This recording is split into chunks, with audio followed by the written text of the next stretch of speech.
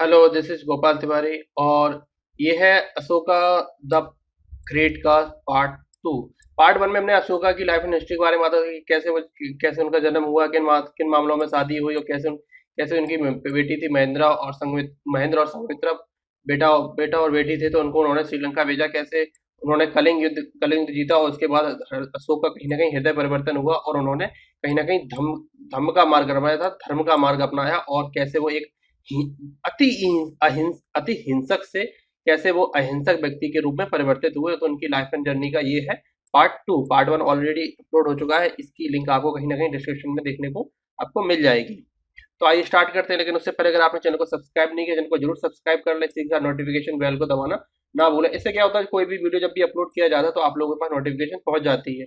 और इसके अलावा वीडियो को लाइक करना भी ना भूलें। तो ये था कहीं ना कहीं पूरा का पूरा मौर्यन। आप इसमें आसानी से समझ सकते हैं कि ये जो पूरा का पूरा वंश था, ये स्टार्टिंग में मगध वंश हुआ करता था। इसके बाद जब नंद वंश खत्म हुआ तो कहीं ना कहीं ये हिस्सा था।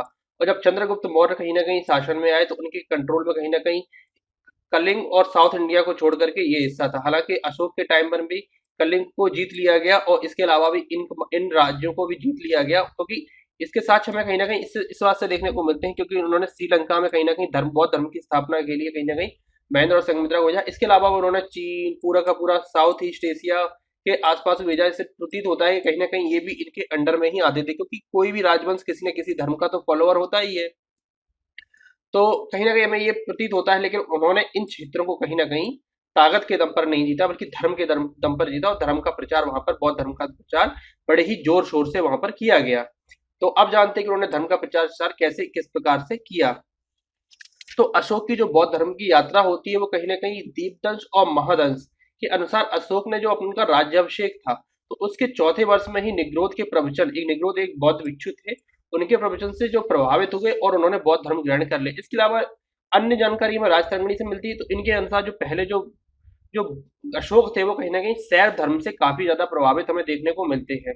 और जब शैव धर्म से पदार्थ मिलते हैं और शिव के ये अनन्य भक्त होते हैं और ये काफी ज्यादा गुस्से वाले भी थे, क्योंकि इन्हें चांडी अशोक के नाम से भी जाना जाता था, चंडी अशोक के नाम से भी इन्हें बहुत ज्यादा जाना जाता है। तो अशोक को जो बौद्ध धर्म की दीक्षा दी गई थी वो कहीं ना कहीं उपगुप्त के द्वारा दी गई थी, काफी ज्यादा एग्जामों में पूछा जाता है। तो अशोक ने कश्मीर के शहर को अशोक के द्वारा कश्मीर शहर बसाया गया था और कश्मीर की जानकारी कहीं ना कहीं हमें जो कल्लड़ की पुस्तक है राजतरंगिणी उसी से देखने को मिलती है।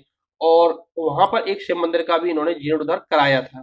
तो अशोक ने क्या किया, अब जब उन्होंने 8वें वर्ष में कलिंग को जीत लिया, जो कि 261 के आसपास देखा जाता, तो कलिंग को उन्होंने जीत लिया। क्योंकि आपको पता होगा 272 के में जब वो बिंदुसार खत्म हो गए तो उसके बाद 3 वर्ष का जो सत्ता संघर्ष चला 269 में, 269 में कहीं ना कहीं जो अशोक का है राज्याभिषेक किया गया और कहीं ना कहीं 261 अर्थात 261 बीसी में कहीं ना कहीं उन्होंने, क्योंकि उल्टे चलते हैं यहाँ पर, क्योंकि बीसी रहता है तो उल्टे चलते हैं, तो 261 बीसी में कहीं ना कहीं उन्होंने कलिंग युद्ध के द्वारा कलिंग को जीत लिया।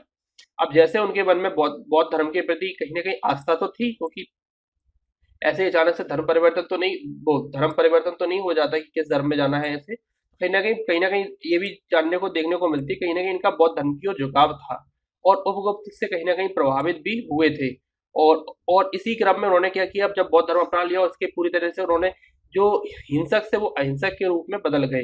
तो अशोक ने कहीं ना कहीं जब राज्याभिषेक के कहीं ना कहीं 10वें साल कहीं ना कहीं धम्म यात्रा करने की शुरुआत उनके द्वारा देखी गई और धम्म यात्रा के जो पहले उन्होंने चरण में बौद्ध गए और बौद्ध में क्या बौद्ध गया गए। बौद्ध गया में क्या हुआ था कि बौद्ध गया में कहीं ना कहीं उनको भगवान बुद्ध को किसकी प्राप्ति हुई थी, ज्ञान की प्राप्ति हुई थी। तो इसका उल्लेख हमें कहीं ना कहीं भाबरू नामक लघु शिलालेख में देखने को मिलता है, जो कि कहाँ का है, बौद्ध गया में देखने को मिलता है। अशोक की कहीं ना कहीं ये पहली यात्रा, तो क्वेश्चन पूछ लिया जाता है कि अशोक की जो पहली यात्रा थी धम्म यात्रा, तो धम्म यात्रा कहाँ की थी, तो कहीं ना कहीं जो धर्म यात्रा है वो कहीं ना कहीं बौद्ध गया की देखने को हमें मिलती है। इसी क्रम में अशोक राज्य के जो 20वें वर्ष में लुम्बिनी भी पहुंचे, 20वें वर्ष में लुम्बिनी पहुंचे जहां बुद्ध का जन्म हुआ था। इसके बीच में उन्होंने कई सारे जैसे सारनाथ हुआ, श्रावस्ती हुए, इन क्षेत्रों की भी कहीं ना कहीं जगह इन क्षेत्रों में भी गए थे। और 20वें वर्ष में कहीं ना कहीं जाकर के जब इस धम्मी यात्रा के अंतर्गत लुम्बिनी पहुंचे और इसको उन्होंने क्या कर दिया, सारे के सारे जो धार्मिक कर लिए जाते थे उनसे कहीं ना कहीं राज्यों को मुक्त कर दिया और भूमि कर का भी कहीं ना कहीं जो पहले 1/4 लगता था उसको 1/8 कर दिया गया। दिव्य बदान के अनुसार इस जो यात्रा की थी कहाँ की, उन्होंने लुम्बिनी की यात्रा की थी। तो इस लुम्बिनी यात्रा में उनके साथ जो उन्होंने बौद्ध धर्म की दीक्षा दी थी उपगुप्त ने, तो वो कहीं ना कहीं इस यात्रा में उनका भी उल्लेख हमें किसमें देखने को मिलता है, तो वो दिव्य बदान में देखने को मिलता है। नेक्स्ट है अशोक का धर्म।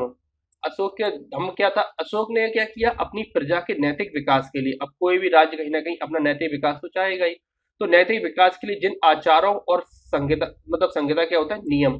तो इनके नियम को पालन करने की कहीं ना कहीं कई अभिलेखों में धर्म में कहा गया है। मतलब जो जो उनके नियम है, कायदे हैं, उनको उन्होंने धर्म कहा था, धर्म कहा गया था, धर्म का आदेश है कि आप लोगों को इस प्रकार से पालन करना है। तो अशोक के दूसरे एवं सातवें जो स्तंभ लेख था, उसके अनुसार उन गुणों का वर्णन किया है जो धर्म का निर्माण करते थे, धर्म का निर्माण करते थे। अशोक को बौद्ध सिद्ध करने वाला उनका दूसरा अभिलेख, दूसरा शासन अभिलेख कहीं ना कहीं शासनादेश है, जो सारनाथ, सांची और कौशाम्बी के लघु स्तंभों पर क्या है? उत्कीर्ण किया गया था, उन पर उकेरा गया है। और सांची और सारनाथ कहीं ना कहीं लघु स्तंभ लेखों में संघ के फूट डालने के विरुद्ध आदेश को कौशाम्बी और पाटलिपुत्र के महापात्रों को दिया जाता है। अब क्या हुआ था कि कहीं ना कहीं जो बौद्ध धर्म था उसमें कहीं ना कहीं फूट डलती जा रही थी, तो कहीं ना कहीं उस फूट को डालने के विरुद्ध आदेश दिया था कि जिससे फूट उनके द्वारा न डाली जा सके। तो कहीं ना कहीं अशोक के धर्म या कुछ मूल सूत्र थे, मूल सूत्र क्या थे?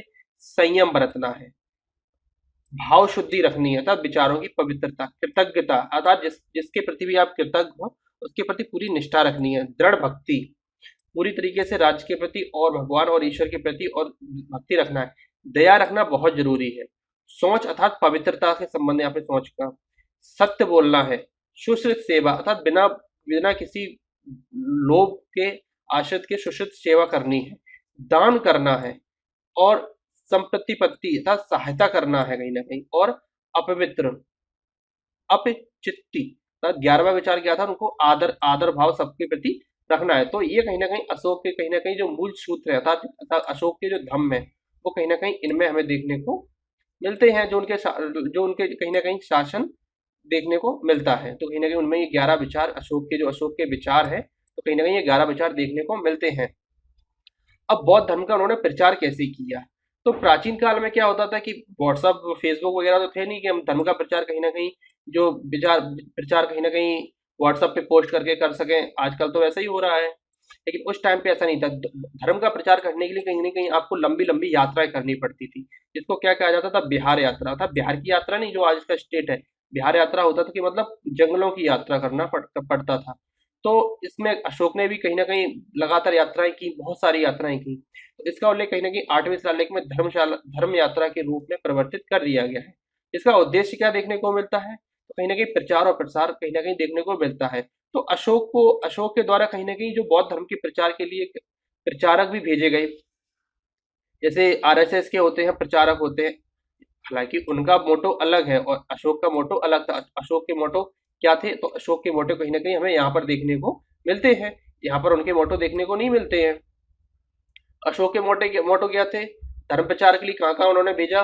कश्मीर भेजा, हिमालय भेजा, स्वर्ण भूमि भेजा, उत्तरी कनारा भेजा, पश्चिमी भारत में भेजा, यमन में भेजा, महाराष्ट्र, मैसूर और श्रीलंका यहाँ पर भेजे गए। और ये उनके कहीं ना कहीं जैसे मजांतिक है, मज्जिस है, सौरुत्रा है, रक्षित है, धर्म रक्षित है, महारक्षित है, महाधर्म रक्षित है, महादेव है, और महेंद्र और संघमित्रा को उन्होंने श्रीलंका भेजा। आप लोगों को सिर्फ एक याद रखना है कि महेंद्र और श्रीलंका को कहाँ भेजा था? उन्होंने महेंद्र और संघमित्रा को श्रीलंका में भेजा था।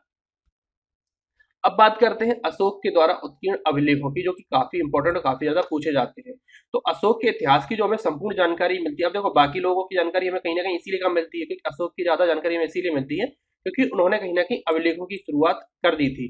तो अशोक के इतिहास की संपूर्ण जानकारी अभिलेखों से ही मिलती। अभिलेखों द्वारा प्रजा को संदेश देने की प्रेरणा हो जो ली गई थी अशोक के द्वारा, वो कहीं ना कहीं जो ईरान के शासक थे डेरियस से कहीं ना कहीं देखने को मिलती है, कहीं ना कहीं इन्हीं के द्वारा हो सकता है ली गई हो। अब तक अशोक के करीब 40 अभिलेख हमें प्राप्त हो चुके हैं, लेकिन बहुत ज्यादा है। बताते हैं कि अशोक के कम से कम 10,000 से ज्यादा लघु शिलालेख और अभिलेख कहीं ना कहीं हैं। और इन सभी अभिलेखों में कहीं ना कहीं 3 लिपियों में कहीं ना कहीं इनका वर्णन किया गया है, ब्राह्मी, खरोष्टी, ग्रीक। ये ग्रीक और अरमैक एक ही लिपि देखने को मिलती है।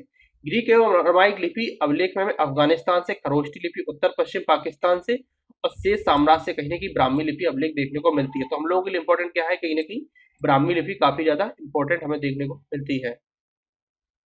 खरोष्टी लिपि उत्तर पश्चिम पाकिस्तान, जहाँ पर आज पाकिस्तान, जो पूरा का पूरा आज पाकिस्तान है, वहाँ पे देखने को मिलती है। और ग्रीक अरमाइक कहीं ना कहीं जो ईरान का क्षेत्र है, तो ईरान और इराक का क्षेत्र है, वहां पर ये ग्रीक और अरमाइक लिपि वहां पर देखने को मिलती है। अशोक ने जो राष्ट्रीय भाषा है वो पाली है, और लिपि कहीं ना कहीं ब्राह्मी देखने को मिलती है। तो ये भी क्वेश्चन फ्रिक्वेंटली पूछा जाता है, स्टार लगा के रख लीजिए आप उसको। कई ने एग्जाम पूछा चुका है कि अशोक की जो राष्ट्रीय लिपि तथा जो ज्यादातर जो लिपि उपयोग करते थे वो कहीं ना कहीं ब्राह्मी लिपि का उपयोग कहीं ना कहीं देखने को मिलता है। सबसे ज्यादा जो अभिलेख अशोक के प्राप्त हुए वो भी ब्राह्मी लिपि में ही देखने को मिलते हैं। ग्रीक भाषा का जो अभिलेख है वो हमें कांधार से, और जो कि दो भाषाओं में है। ग्रीक और अरामाइक शिलालेख का शारे कूना भी गंधार से ही प्राप्त हुआ है। अब बात करते हैं शिलालेखों की। तो इनकी संख्या कितनी बताई गई है? इनकी संख्या 14 बताई गई, जो हमें 8 अलग अलग स्थानों से प्राप्त हुए हैं। ये 8 अलग अलग स्थान ये रहे। तो 1750 में क्या हुआ? टिफेन थिलर ने कहीं ना कहीं सर्वप्रथम दिल्ली में अशोक के स्तंभ का पता लगाया, किंतु क्या गए जो टिफेन थिलर थे वो कहीं ना कहीं इनको पढ़ने में सफल नहीं हो पाए। और सबसे पहले जो पढ़ने में सफल हुए वो कौन हुए? जेम्स प्रिंसेप कहीं ना कहीं इनको सबसे पहले सफल हुए इनको पढ़ने में। तो जेम्स प्रिंसेप ने लेखों में देवनाम प्रिय की पहचान सिंगल के राजा तिस से कर डाली है। अर्थात जो उस टाइम पे श्रीलंका के राजा थे तिश, क्योंकि श्रीलंका पर किसका कब्जा था? कहीं ना कहीं अशोक का कब्जा था, अशोक के वहां के राजा थे। तो सिंगल, अब उनमें हो सकता है कि श्रीलंका में उनको तिस कहा जाता हो। और कई अभिलेखों में देवनाम प्रिय भी देखने को मिला है, और इसके अलावा भी अशोक भी देखने को मिला है। जैसे दतिया का गुर्जर अभिलेख है उसमें कहीं ना कहीं अशोक देखने को मिला है। तो ये 8 स्थान कौन कौन से? धौली थे, जो कि कहाँ पर है? आज उड़ीसा में है। साहिबाजगढ़ी है, पाकिस्तान में है। मानसेरा कहाँ पर है? पाकिस्तान के हजारा में है। कालसी कहाँ है? ये उत्तराखंड में देखने को मिलता है। जौगढ़ कहाँ है? उड़ीसा में। सोपारा कहाँ है? महाराष्ट्र में। एरागुड़ी कहाँ है? आंध्र प्रदेश में। और गिरनार कहाँ है? काठियावाड़ जूनागढ़ के पास है। तो आप देख रहे हैं कि लगभग पूरा भारत किसके कंट्रोल में था? कहीं ना कहीं अशोक के कंट्रोल में देखने को मिलता है, क्योंकि ये 14 बड़े बड़े अभिलेख हैं, वो कहीं ना कहीं 8 अलग अलग स्थानों से, और काफी ज्यादा डिस्टेंस है। अब उड़ीसा और पेशावर का की डिस्टेंस देख लीजिए, पाकिस्तान का हजारा और उत्तराखंड की डिस्टेंस देख लीजिए, उड़ीसा का जौरागढ़ और पालघर, जो जो महाराष्ट्र में है पालघर, अभी काफी ज्यादा फेमस भी है पालघर। और इसके अलावा जो एरागुड़ी है, क्योंकि यहीं पर अभी जो पालघर जो जो लिंचिंग हुई है, तो वो कहीं ना कहीं यहीं पर देखने को मिलती है। और यहाँ पर लोग सोपारा में कहीं, जो सोपारा है वहां पर भी अभिलेख शिलालेख प्राप्त हुआ है।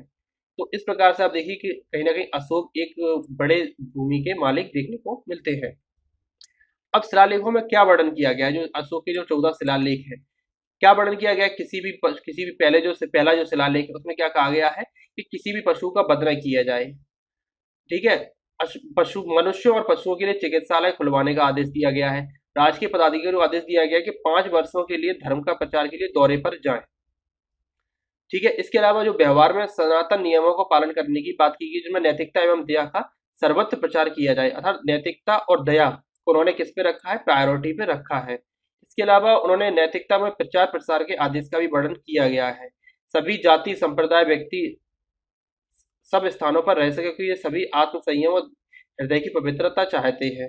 राज्याभिषेक के 10वें वर्ष में अशोक ने कहीं ना कहीं बौद्ध गया की यात्रा भी की है, जो कि 8वें शिलालेख में वर्णित है। 9वें शिलालेख में दास एवं सेवकों के प्रति शिष्टाचार और अनुपालन की बात की गई है। इसके अलावा कहीं ना कहीं जो 10वां शिलालेख है उसमें क्या किया गया? तो उसमें उच्च अधिकारियों को क्षण प्रजा के हित के बारे में ही सोचने के लिए, अर्थात हर क्षण जो उच्च अधिकारी हैं, जो पदाधिकारी हैं, वो हर क्षण प्रजा के बारे में सोचेंगे, और उन्हें यश और कीर्ति की भी निंदा कहीं ना कहीं इसमें देखने को मिलती है, क्योंकि यश और कीर्ति से कहीं ना कहीं अहंकार को जन्म मिलता है, जो कि कहीं ना कहीं धर्म के खिलाफ माना जाता है। इसमें धम्म को वरदान को सर्वोच्चता बताई गई है। इसमें कलिंग युद्ध का वर्णन, अशोक के हृदय परिवर्तन की बात कही गई है। 14वें शिलालेख में अशोक ने जनता को धार्मिक जीवन में जीने के लिए प्रेरित भी किया गया है। एक शिलालेख, पृथक शिलालेख मिलता है जो कि कलिंग से संबंधित है। इसमें कलिंग कहीं ना कहीं कलिंग की जनता को कहीं ना कहीं एक पिता की भांति कहीं ना कहीं उनको अपने पुत्र, और कलिंग की जनता को कहीं ना कहीं पुत्र की भांति कहीं ना कहीं पिता का लाड दिखाने को बताया गया है। और ये कहा गया है कि जो मैंने आप लोगों के लिए जो राजकों की नियुक्ति की गई है, वो कहीं ना कहीं इसी प्रकार की गई है कि जैसे एक माँ अपनी संतान के लिए कुशल धाय को सौंप कर निश्चित हो जाती है, उसी प्रकार में जो ये राजनयिक को नियुक्ति कर रहा हूँ कलिंग के लिए, वो कहीं ना कहीं उसी प्रकार की है, अर्थात पितृतुल्य भाव प्रकट किया गया है। इसके अलावा जो अशोक के लघु शिलालेख है वो भी काफी देखने को मिलते हैं। वो भी 13 लगभग शिलालेख, जैसे एरगोड़ी है, ब्रह्मगिरी है, सिद्धगढ़ है, रामेश्वरम है, गोविंद मठ। रामेश्वरम कहाँ पर है? तो ये आप देख रहे हैं कहाँ पर, कर्नाटक में देखने को मिलता है। गोविंद मठ है, मंडगिरी है, मास्की है, गुर्जरा है। गुर्जरा कहाँ है? दतिया में देखने को मिलता है। रूपनाथ कहीं ना कहीं जबलपुर में देखने को मिलता है।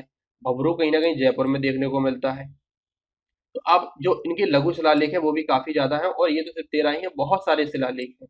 तो आप लोगों को कौन कौन से याद रखने हैं इनमें से? तो इनमें से कहीं ना कहीं आप लोगों को जो याद रखने हैं वो भवरू हुआ, रूपनाथ हुआ, गुर्जरा हुआ, और मास्की। मास्की बहुत इंपॉर्टेंट है। मास्की में कहीं ना कहीं इनको जो आंध्र प्रदेश में प्राप्त हुआ है, इसमें कहीं ना कहीं उनको अशोक का वर्णन देखने को मिलता है। अब बात करते हैं स्तंभ लेखों की। तो इनकी संख्या कितनी बताई गई है? इनकी संख्या 7 बताई गई है, जो 6 अलग अलग स्थानों से मिले हैं। और इनमें सबसे इंपॉर्टेंट है प्रयाग स्तंभ लेख। प्रयाग क्या है? इलाहाबाद को पहले प्रयाग कहा जाता था, तो इसीलिए इसका नाम रख दिया गया प्रयाग स्तंभ लेख। और इसमें काफी ज्यादा सुल्तानों ने कहीं ना कहीं, इसमें कहीं ना कहीं समुद्रगुप्त ने भी इसी पर रचना की है। और इसके अलावा इस पर जहांगीर के द्वारा भी कहीं ना कुछ उत्कीर्ण कराया गया है। तो आइए इस पर थोड़ा सा डिटेल में देख लेते हैं। तो ये जो स्तंभ लेख है वो कहीं ना कहीं कौशाम्बी में, जो उस टाइम पर था वो कौशाम्बी कहलाता था। लेकिन अकबर ने क्या कर दिया? अकबर ने इसे इलाहाबाद के किले में स्थानांतरित कर दिया था। और बहुत ज़्यादा दूर नहीं है, कौशाम्बी भी पहले कहीं ना कहीं इलाहाबाद के पास में स्थित है, इसलिए इसको प्रयाग स्तंभ लेख भी कहा जाता था। तो अशोक के द्वारा इसमें उत्कीर्ण में कौशाम्बी के जो महापात्र, उनको चेतावनी दी गई कि यदि कोई बिच्छू या बिछड़ी, बिच्छू कहा जाता था, बिच्छू आदमियों को कहा जाता था, और बिछड़ी कहीं ना कहीं औरतों को कहा जाता था, क्योंकि और जो बौद्ध धर्म में कहीं ना कहीं जो पहली बिछड़ी है वो कहीं ना कहीं अशोक की जो माता है महाप्रजापति गौतमी, तो उनकी द्वारा जो पहली जो महिला कहीं न कहीं जो संघ में प्रवेश की गई थी, वो कहीं न कहीं महाप्रजापति गौतमी थी। तो भंग करने का प्रयास करेगा, उसे श्वेत वस्त्र पहनाकर संघ से बाहर कर दिया जाएगा। इसी स्तंभलेख पर भी इसमें अशोक की दूसरी पत्नी कारुवा की, और पहली कौन सी थी? महादेवी के द्वारा बौद्ध संघ को जो प्रदत्त दान का उल्लेख भी कहीं न कहीं इसमें किया गया है। इसीलिए इसे रानी अभिलेख भी कहा जाता है। बहुत इंपॉर्टेंट है कि रानी अभिलेख किसे कहा जाता है? तो रानी अभिलेख कहीं न कहीं प्रयाग स्तंभ लेख को ही कहा जाता है। इसी पर अशोक ने एकमात्र पुत्र तीवर का भी उल्लेख किया है, जो किसकी है? जो कहीं न कहीं कारुबागी के पुत्र हमें देखने को मिलते हैं इसी स्तंभ लेख पर। क्योंकि संघमित्रा और जो महेंद्र थे वो कहीं न कहीं महादेवी के पुत्र थे। इसी स्तंभ लेख पर आगे चलकर कई और स्तंभ लेख बनवाए गए, जिनमें पहला अभिलेख कहीं न कहीं समुद्रगुप्त का है, जिसकी रचना उनके जो कवि थे हरिसेन, उनके द्वारा की गई है। इसमें जो उन्होंने साउथ इंडिया में जो कहीं न कहीं 22 जो विजय प्राप्त की हैं, इसीलिए इन्हें समुद्रगुप्त को कहीं न कहीं भारत का नेपोलियन कहा जाता है, और समुद्रगुप्त की भी बायोग्राफी जल्द ही आएगी, तो इनका उल्लेख किया गया है। और दूसरा अभिलेख है कहीं न कहीं जहांगीर का, के द्वारा उत्कीर्ण कराया गया है। इसके अलावा जो दिल्ली टोपरा है, इस तुम लोग फिरोज शाह तुगलक ने कहीं न कहीं टोपरा से दिल्ली लाए थे। इसमें अशोक के 7 अभिलेखों का वर्णन देखने को मिलता है। जो बाकी के जो 7 अभिलेख हैं, प्रयाग स्तंभ लेख, दिल्ली, मेरठ, रामपुरवा, लोरिया या लोरी, नंदगढ़, तो इस प्रकार के जो सब बाकी सारे जो अभिलेख हैं वो कहीं न कहीं इसमें अभिलेख में मिलता है। जो दूसरा अभिलेख है जो दिल्ली टोपरा अभिलेख, उसमें बाकी अभिलेखों का वर्णन देखने को मिलता है। इसके अलावा जो दिल्ली मेरठ अभिलेख है, पहले मेरठ में था, फिर फिरोज शाह इसे फिर दिल्ली लेकर के आ गए थे। पहले इसीलिए इसको नाम पहले मेरठ था, अब दिल्ली में है। पहले टोपरा में था, अब दिल्ली में है। इसके बाद जो लोरी अरियाज है लेख चंपारण में स्थित है। चंपारण कहाँ पर? जहाँ गांधी जी के द्वारा 1917 में कहीं ना कहीं आंदोलन किया गया था। इसका आकार कमल के आकार है। इसके ऊपर उत्तर में कहीं ना कहीं मुखी हुए सिंह की मूर्ति भी उत्कीर्ण है। शीर्ष के नीचे उपखंड में राजहंसों की मूर्ति चुगते हुए भी दिखाया गया है। इसके अलावा लोरिया नंदगढ़ है, जो अगेन चंपारण में ही देखने को हमें मिलता है। इसके अलावा जो इनके जो लघु शिलालेख है, उनकी संख्या काफी ज्यादा है। आप पढ़ लीजिए ये सारे के सारे कहीं ना कहीं जो उनके लघु शिलालेख देखने को हमें मिलते हैं। अब बात करेंगे जो मौर्य शासन का अंत कैसे हुआ। अब क्या हुआ था कि कहीं न कहीं जो अशोक थे वो कहीं न कहीं पूरी की तरह से धर्म के प्रति हो गए थे, कि उन्होंने बिल्कुल धर्म को अपना लिया था और पूरी तरीके से अहिंसक हो गए थे। और जो इनके अशोक की मृत्यु के बाद भी क्या हुआ, जो आगे जो शासक आए, जैसे संप्रति आए और भी बृहदत्त आए, तो ये भी कहीं न कहीं पूरी तरीके से अहिंसक थे। और इन्होंने कहीं न कहीं सत्ता का कहीं न कहीं ना फैलाया, ना इन्होंने लड़ाइयाँ लड़ी, ना इनके द्वारा कोई युद्ध लड़ा गया। और जो जो अशोक के द्वारा जो ज्ञान दे दिया गया था, वो उसी ज्ञान को कहीं न कहीं ये आगे बढ़ाते रहे। तो इनसे कहीं न कहीं जो 185 बीसी में कहीं न कहीं शुंगमित्र के द्वारा इनकी हत्या कर दी गई। किसकी? बृहदत्त की हत्या कर दी गई। और मौर्यों की, तो और पुष्यमित्र शुंग कौन था? तो ये कहीं न कहीं मौर्यों की सेना का ही सेनापति था, जिसके द्वारा कहीं न कहीं बृहदत्त की हत्या कर दी गई। और एक एक नए राजवंश, इसको शुंग वंश कहा गया, शुंग वंश की स्थापना की थी, जिसकी हम कहानी कहीं न कहीं अगले वीडियोज़ में देखेंगे। तो ये था कहीं न कहीं अशोक के जीवन का और मौर्य साम्राज्य का कहीं न कहीं इतिहास। आई होप ये वीडियो आपको पसंद आया होगा और ये कहीं न कहीं अंत है आज के इस वीडियोज़ का भी। तो इस चैनल को सब्सक्राइब करें, धन्यवाद और कहीं न कहीं पेड़ बचाएँ क्योंकि पेड़ से ही आपका कल है। तो उम्मीद करता हूँ आपको ये वीडियो पसंद आया होगा। This is Gopal Tiwari signing off, मिलते हैं अगले वीडियोज़ में, धन्यवाद।